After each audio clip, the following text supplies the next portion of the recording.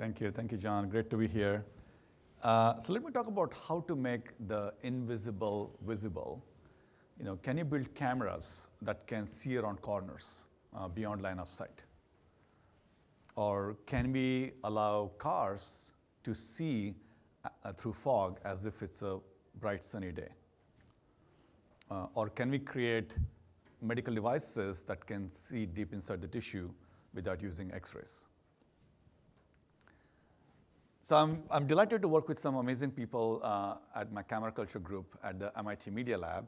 And we also have a summer course you can check out that talks about different ways to use imaging and AI, tiny.cc/MIT course. So if I take a laser pointer and turn it on and off in a fraction of a second, a few femtosecond, I'll get actually a bullet of light that will be smaller than 1 millimeter. Okay, really tiny bullet of light. And if I shine this bullet into a mundane object like a Coke bottle with some milky water in it, how will that bullet of light travel in this bottle? So as it passes through, you can literally see light in slow motion.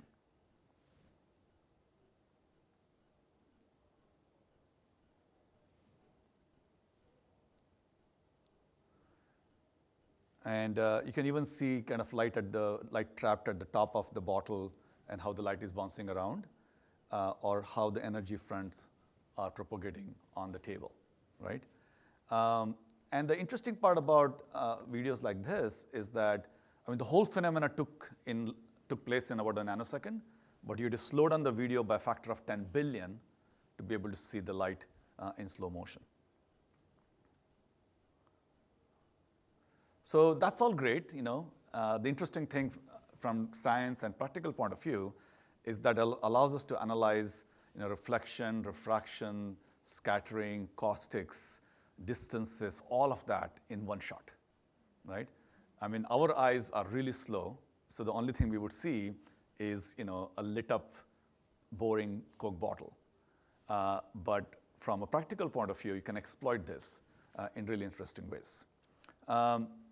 And here all I have done is kind of color-coded. It's like a time-lapse photography, where after every 25 picoseconds, it's given a different color bar, 10 to the minus 12 seconds.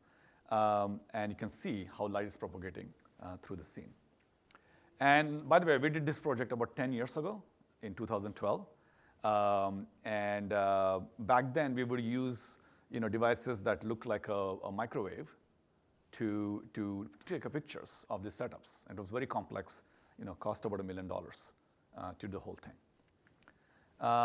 And this is how the raw data looks like, right? The interesting part today, in 2021, is that most of that machinery is now available at this tiny black dot on the latest iPhone, with a bill of materials less than $20. Right? Not all of it, but some of it, right? So I think for those of you thinking about what we can do with this interesting 1 trillion frame per second imaging that can be done for less than $20, what kind of new applications does it enable? So we have been working on this, of course, for the last 10 years in our lab at MIT. Again, back then spending a lot of resources, a lot of complexity, kind of heating and cooling. If the AC shuts down, our devices don't work. But now they're becoming solid state. So if you want to see around corners beyond line of sight, the idea is actually very simple. We're going to shine light on the door using a flash. Part of it's going to bounce into the room, of an object of interest. A tiny fraction of that is come back to the door, and then even tinier fraction back to the camera. And by analyzing these multiple bounces of light, we can create full 3D reconstructions of what's around the corner, right? So it seems like science fiction, but we have actually done it, as I said, 10 years ago. Back then, used to be on a tabletop. So this is, as you can see, paper from 2012. But I think it's worth kind of just looking at the video of what we could do 10 years ago. In fact, this video was made by Nature themselves. So to do that, we're going to, again, fire a bullet of light, a tiny laser pulse. And that bullet of light actually has a lot of photons. So when it hits this, wall, it scatters the photons in all the directions in spherical shells. Those spherical shells intersect with what's around the corner, like this mannequin, and it creates even more spherical shells. And all those photons, after multiple scattering, after 3 bounces, start coming back to the camera. But the interesting point is all these photons are arriving at a slightly different time, right? It's like echoes of light. And because this camera is running, is able to detect things at roughly 1 trillion frames per second, the time resolution is like of the order of 1 or 2 picoseconds, right? So the light that started from the shoulder versus the knee versus the head of the mannequin is arriving at a slightly different time slot, a few picoseconds apart, right? And so that information can be used to actually create full-fledged 3D models of the scene. So each picture, after you shine just one dot on the wall, you see a picture you see on the right. But if you probe a few spots on the visible wall, you can actually start reconstructing, the full 3D shape.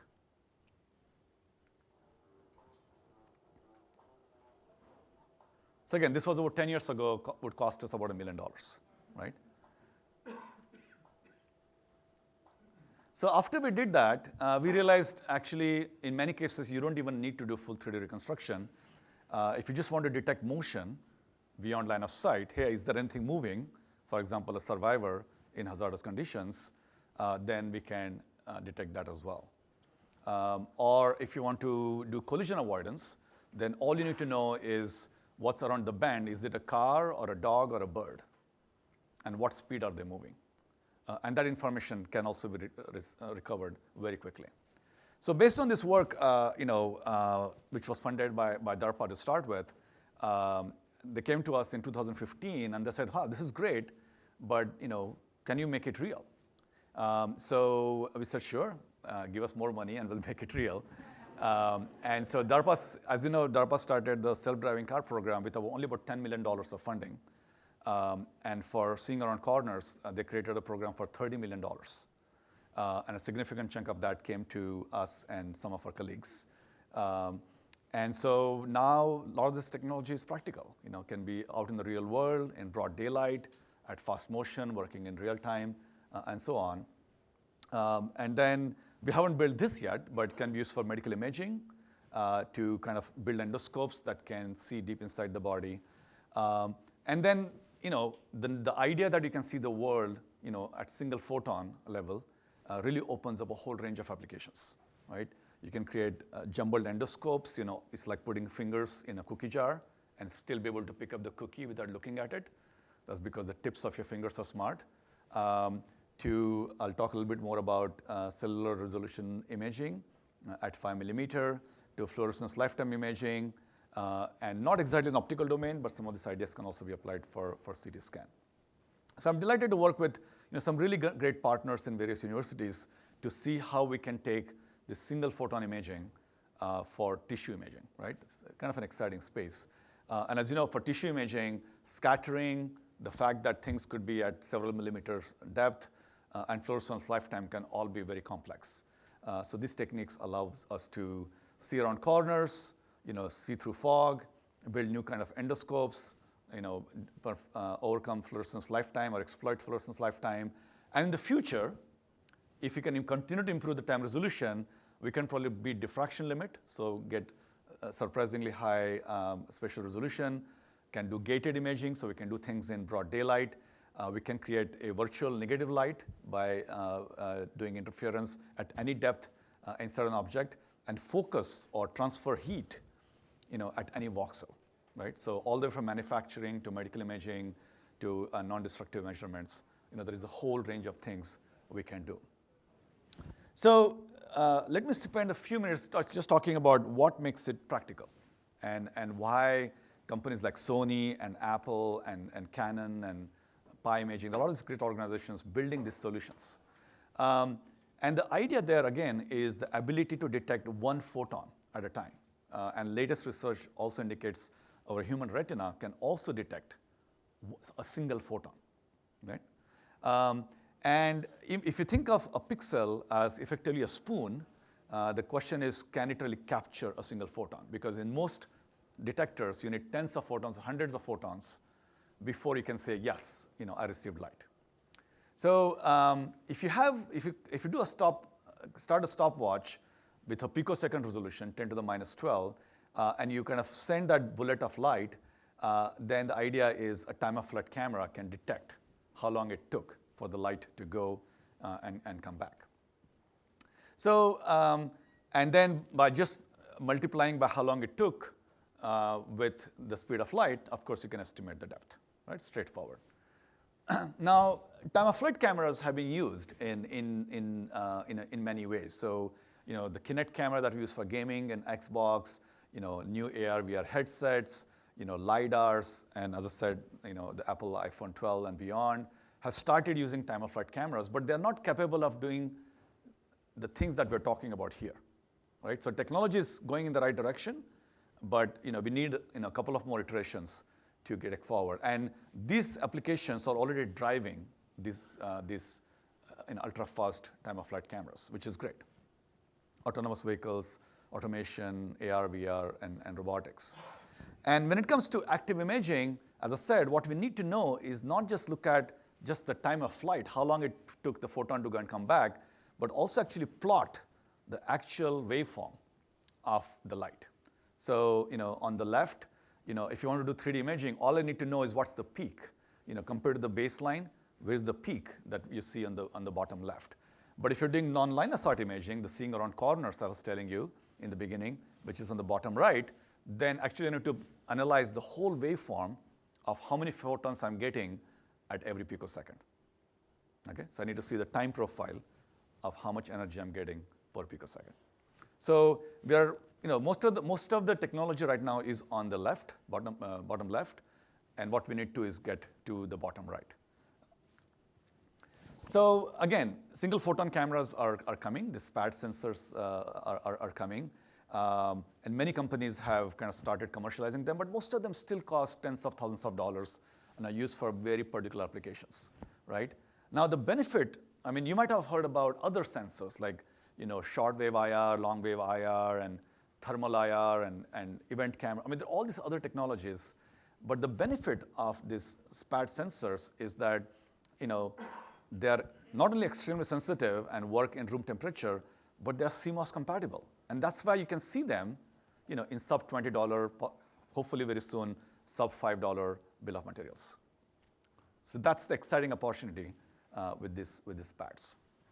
And so far we have been talking about the single photon detectors using, a laser or kind of active light that measures the time back.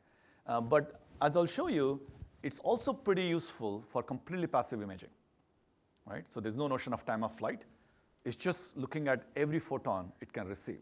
So if you're in a very low light condition, every photon that comes to you, very much like the human eye, which is a passive camera, we can see in very dark conditions after we kind of let our perception stabilize.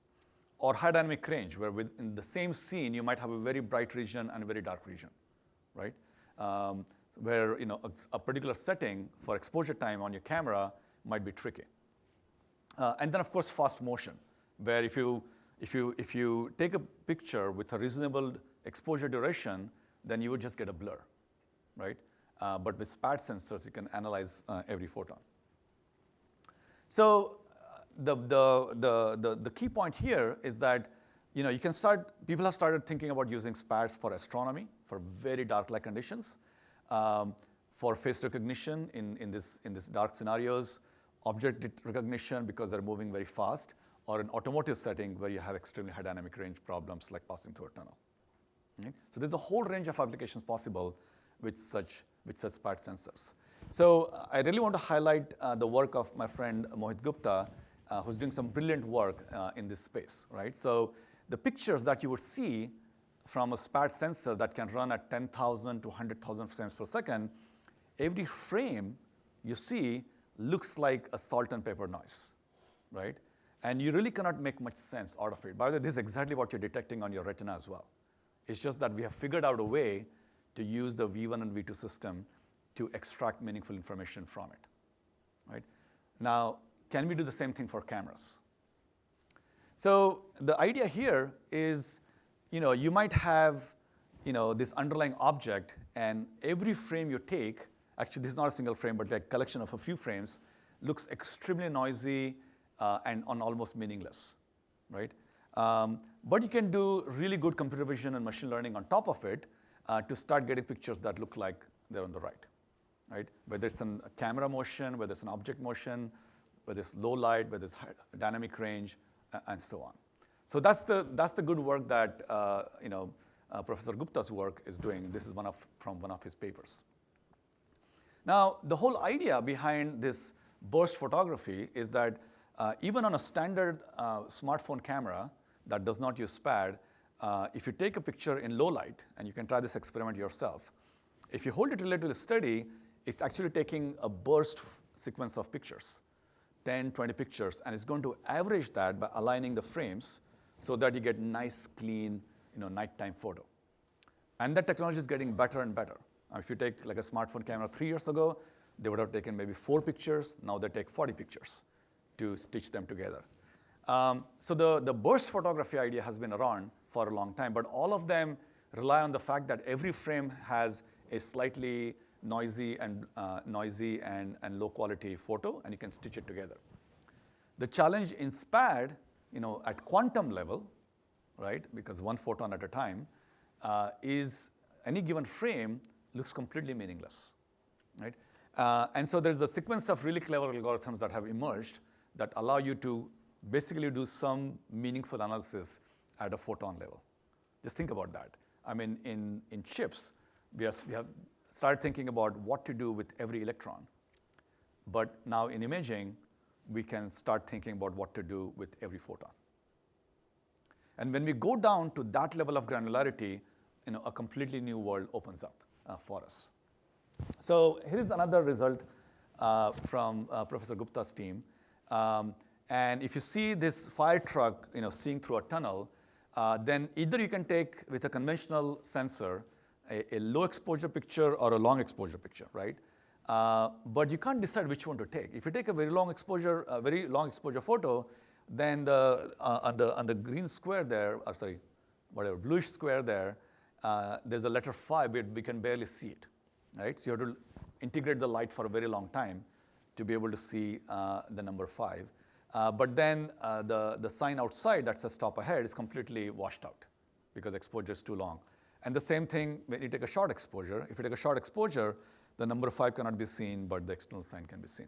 The benefit of a SPAD sensor is that because it's doing analysis at every photon, it can see the whole thing, right? Whether it's in motion, whether it's in low light, whether it's high dynamic range, and so on. So this is really an exciting time to think about that.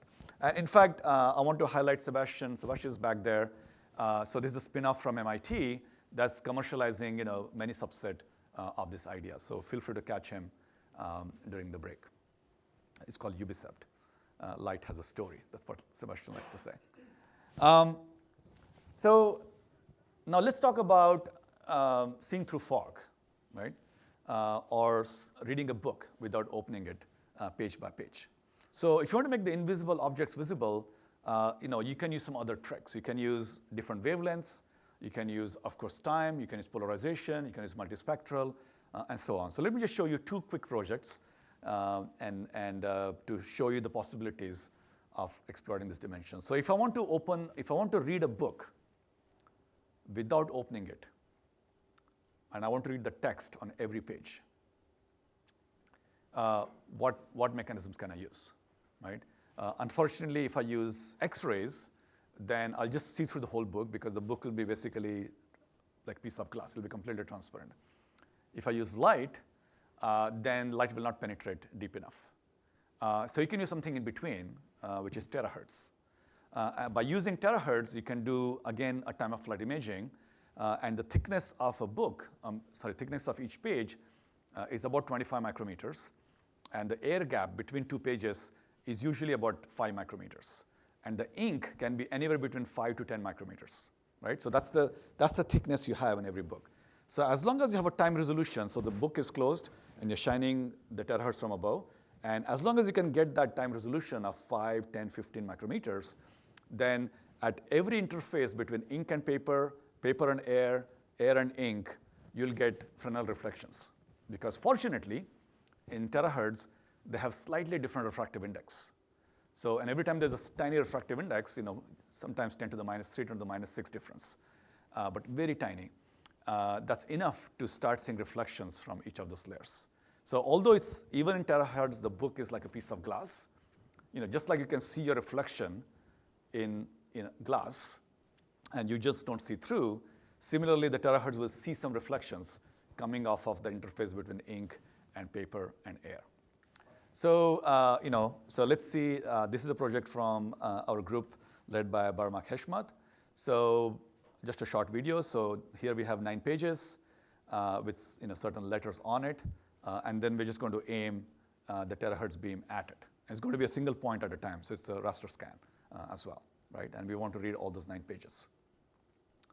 So when you do that, of course, you can read the first page very easily, which says T, but the question is going to get the second and third page. So you got your first page, which says T, and then the problem with the letter below that is it's going to be attenuated, but also could be occluded by the letter T, right? So we have to do these 2 things simultaneously. Do time of flight to look at the distance to the pages, but also as the letter T is going to occlude the letter that comes below that, we have to do this iterative removal as well, right? And then we can do standard OCR, standard machine learning on top of it to recover the text itself. Now, of course, we're demonstrating this for a book or more of an envelope because only 9 pages, but you can do this for other types of non-destructive testing, doing all kinds of computer vision analysis on things that you cannot open. Even actually, after we published this work, we started getting requests from various museums and princes and kingdoms overseas who says 90% of our books and precious documents cannot be opened because they're so fragile. If you open, they'll just shatter. So an interesting opportunity there as well. We haven't commercialized this project yet. So that's just how the 9 pages look and the text there as well. And then to see through the fog, again, we're going to use time of flight.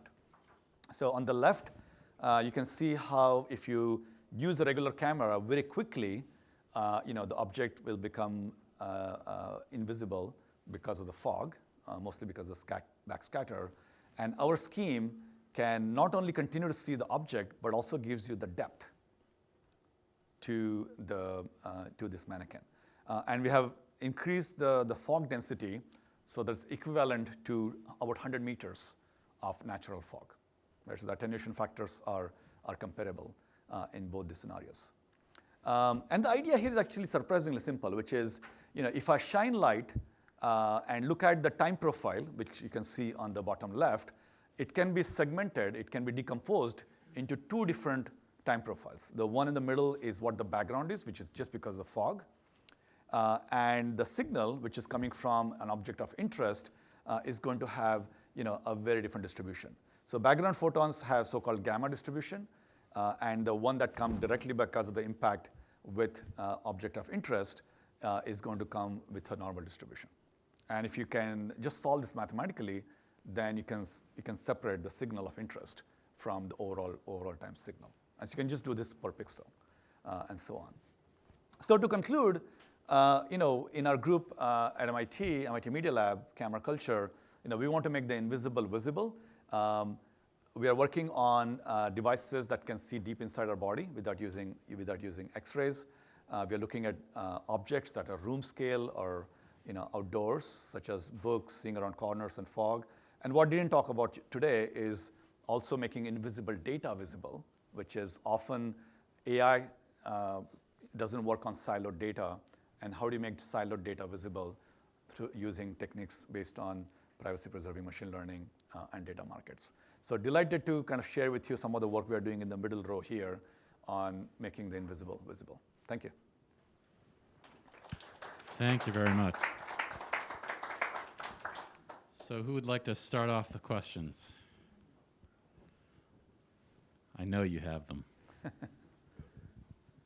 like you're looking around the corner application would be challenging in longer distances with atmospherics. Are you looking into anything? Yeah, actually, yeah. So the question was, what about longer distances? So, in fact, Andreas Welten, who's the professor of Sebastian and my former postdoc, is working with JPL to look at caves on the moon, right? So, and the reason why that's possible is that if you basically think about singular corners as a 3 bounce problem, you shine light, it goes in the hidden area, comes back to the visible area, and back to your camera. This path length doesn't matter. The only path length that really matters is from a visible point to the hidden point. So if you're shining light to the moon using a laser, from that point to the cave is the only distance that really matters, because you have plenty of flexibility on sending what is the strength of your laser from here to the moon, and you also have plenty of flexibility on what's your aperture for collecting light coming back from the moon. So other questions, I'm happy to bring the mic over to you if you'd like to speak into the mic. I'm assuming this is making sound. Can you hear it? Yes. Because I can't hear it myself. I have a Are you question. looking for a particular, is there a particular application you have in mind? I see you're from Navy, so. Yeah, applications in mind. Yeah. Okay. And they're going to stay in mind, it sounds like. All right, sure. As long as you don't have to kill me after that. So about the book, Yes. example that you just gave, so I think it's limited because of the physics, because you said different index, different reflections, so they would be bouncing if the pages would be like more than 9 and so on. So Yeah. it would be completely cluttered. Oh yeah, as you go starting deeper, you're going to get more and more challenges. But again, we use Born approximation, so which means a single scattering event. Yeah, but this is toward the spectra and not a single photon result. Yeah, if the light is scattering in directions we don't care about, so it's not coming back to the sensor, it doesn't really matter. So the fact that light is bouncing around some kind of a Fabry-Perot like internal total reflection, we don't care about that. It's not going to pollute our signal that we are reading back. What matters is there's enough of a change in refractive index, so we get it back. But again, the problem is when it gets back, at every layer is going to also face the same Fresnel reflection going backwards. So that's an exponential decay as time goes on. So a question about the single photon detectors. You said that they came down in price from $1 million to you're thinking maybe 5 eventually. Right. Number one, what enabled that? And then number two, just curious, did you imagine all of these things could be done before they came down to whatever it was, the magic number that set off the ideas? I mean, no. I think when we were working on it, in fact, I remember going to all the top labs in the world saying, I was a new faculty back then, and I said, hey, I need these lasers, I need these detectors because I have some awesome ideas. And most of them kind of dismissed me. They're like saying, this is too complicated, too expensive, and why do we want to see around corners? That seems like just a curiosity of a new faculty. So yeah, I think it was completely impractical. So even the first prototypes we put together, were, let's just say very inefficient in that sense. I think there are 2 or 3 things that have happened that have changed the course. One is the fact that DARPA decided to put $30 million into it, really made difference on how we think about the underlying algorithms and machinery. And then completely separately, independent of what we are doing, I think the LiDAR industry started pushing it towards solid state, as opposed to just spinning LiDARs and so on. So that movement has been very exciting as well. So I would say a combination of the fact that there are applications emerging and the LiDAR industry, but I would have never expected to go down to below $20 in less than 10 years. It's kind of impressive how quickly things have changed. And that's also a dividend of the mobile phone industry. I mean, if you remember in 10 or 12 years ago, photography was not a thing you would do on smartphones. And today, most people buy phones for their cameras. So that's becoming a driving function, kind of a consumer demand for that. And even then, the front of the iPhone 12 has the Kinect sensor that's based on structured light. Are you trying to sell then me the an back- iPhone 12? I think we know confidentially that most other phones will also have this very quickly. It's just that for some reason we're seeing it so early in iPhone. As you know, iPhones are usually not the first one to bring out technologies in this, but it's, for me as a geek, it's kind of exciting to see this in this form factor. Yeah. Just a curiosity, does this do edge detection natively, or do you need a higher level processing for that? That's a very good question. So you can do it in the more traditional way, which is do some kind of image reconstruction, try to create an image that humans can consume, and then do edge detection. But in reality, what you can do is you can go straight from those random dot images to things that you really care about, which could be edges, face recognition, object detection, all the way out there. You should really talk to Sebastian about that. So they have some live demos they can show you.